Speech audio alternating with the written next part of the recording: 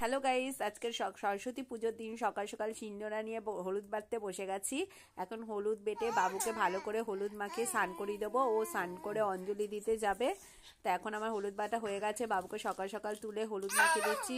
ওর তো উঠতে ইচ্ছা করছেই না, বলছে মা এত ঠান্ডা লাগছে, আমার উঠবো না। আমি বলছি কি করবি বল, ওঠ এখন স্নান টান করে অঞ্জলিটা দিয়ে তারপর আবার ঘুমাবি।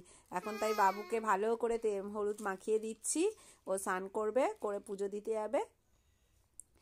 এখানে মুখেটুকুও ভালো করে মাখিয়ে দিচ্ছি। এবার বাবুকে স্নান করিয়ে দেবো। আর এদিকে এটা আমার জায়ের ছেলে দেবু, ওর নাম। ও রেডি হয়ে গেছে। ও আর ও দুজনে মিলে একসাথে যাবে, ওর বাবা নিয়ে যাবে। রেডি হয়ে গেছে, ওর বাবাও স্নান করে পাঞ্জাবি পরেছে, বাবুও এদিকে হলুদ পাঞ্জাবি পরে দুজনে মিলে যাচ্ছে অঞ্জলি দিতে। হ্যাঁ, আর এইদিকে বাবানও স্নান করে রেডি, ধুতি পাঞ্জাবি পরে। আর এদিকে বাবু বাবানকে দেখছে, আর এদিকে আমি রান্না বান্না কোনো সেরে নিচ্ছি সকালবেলা। এদিকে তৈরি হয়ে গেছে লাবড়ার তরকারি আর গরম গরম খিচুড়ি। আর এদিকে আমার খাবার দাবার করে খেতে বসে গেছি।